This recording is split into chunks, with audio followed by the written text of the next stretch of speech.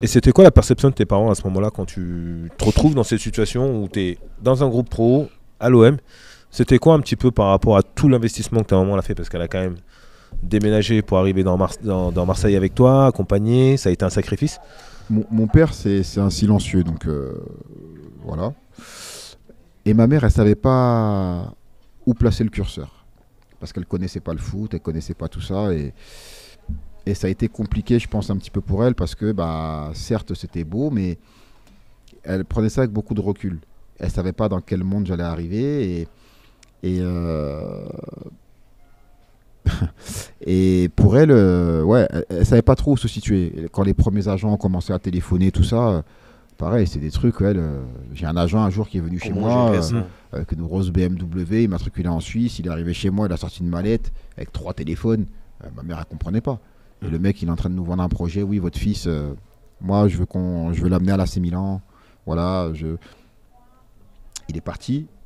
Ma mère, elle était un peu. J'ai dit, maman, il faut pas écouter ça. Je lui ai dit, je te dis là, AC Milan, il y aura pas. Il y aura pas. Voilà. Maintenant, je vais faire en sorte d'eux, mais il faut pas écouter tout ce qu'il a dit là parce que je sais que c'est pas vrai.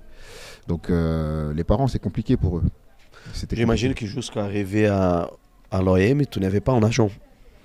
Non, c'est arrivé pendant que j'étais à l'OM. Ma mère a rencontré un arrive. agent, mais par hasard.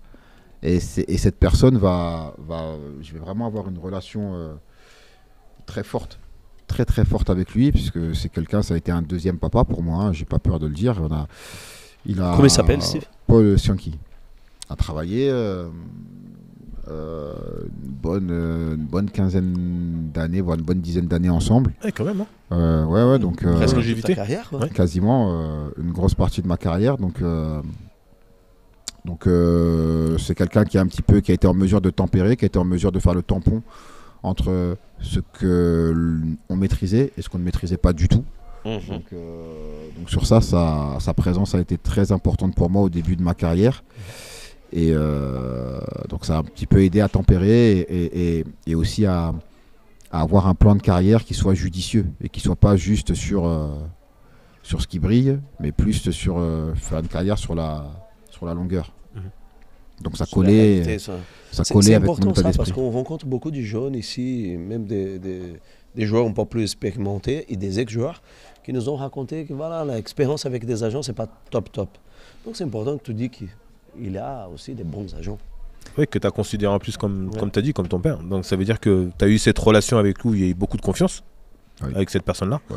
Et très souvent, nous, c'est vrai qu'on a rencontré des anciens pros ou des joueurs actuels, et souvent c'est pas toujours le cas, quoi. Et ce qui fait qu'ils changent plusieurs fois d'agent. Ouais, après comme dirait Mbappé, le foot il a changé. Mais c'est vrai que dans l'évolution, il y a des choses qui sont folles aujourd'hui sur le métier d'agent, sur le métier de conseiller, quand je vois que potentiellement des gamins qu'on voit aujourd'hui, potentiellement il y a quelqu'un qui s'occupe les suit déjà, voilà. Les limites, elles ont été repoussées année après année et de plus en plus jeunes aujourd'hui. Je trouve qu'il y a un truc de malsain qui se dégage au final, quoi. Donc bon, ça après c'est mon point de vue personnel.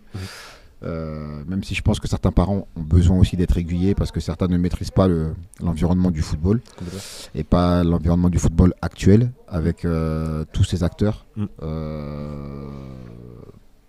Parce que les clubs pro aussi ont parfois aussi la mauvaise position. Parce que moi, j'ai eu la chance. J'apparente souvent mon parcours à un train. Et c'est comme si moi, au niveau de la formation, il y a des gamins qui ont pris le train depuis le début du centre de formation à 13 ans. Moi, je suis monté dans le train à 18 ans, quoi. Ouais, c'est ça. Il y en a beaucoup qui sont descendus tous les ans. Moi, je suis monté à la fin. Juste avant d'arriver, hop, au monde pro, je suis monté juste là et je suis arrivé, et j'y suis arrivé. C'est incroyable. Et il y a beaucoup de parents qui ne maîtrisent pas tout ça. Tu n'as pas où c'est vécu avant. Non. On va dire comme ça, des pressions d'argent, des clubs, des centres de formation. Mais c'est peut-être pour ça que j'ai joué tard au foot aussi. Ouais. C'est peut-être pour ça que ma carrière, je l'ai poursuivie tard. J'ai tout connu tard, je me répète. Donc le fait de tout connaître tard fait que c'est peut-être pour ça qu'aujourd'hui je joue encore au foot et que j'en ai encore besoin, mentalement et physiquement. J'ai besoin d'être sur un terrain, j'ai besoin d'échanger avec des joueurs, j'ai besoin de mettre des crampons et de partager sur un terrain et de me sentir, d'avoir cette impression et ce sentiment liberté que je ressens où j'oublie tout quand je suis sur un terrain. J'en ai encore besoin, ouais. Et j'essaie de le transmettre aussi aujourd'hui, puisque j'entraîne des féminines. Donc j'essaie de transmettre aussi un petit peu cet amour du foot, ouais, parce que c'est important.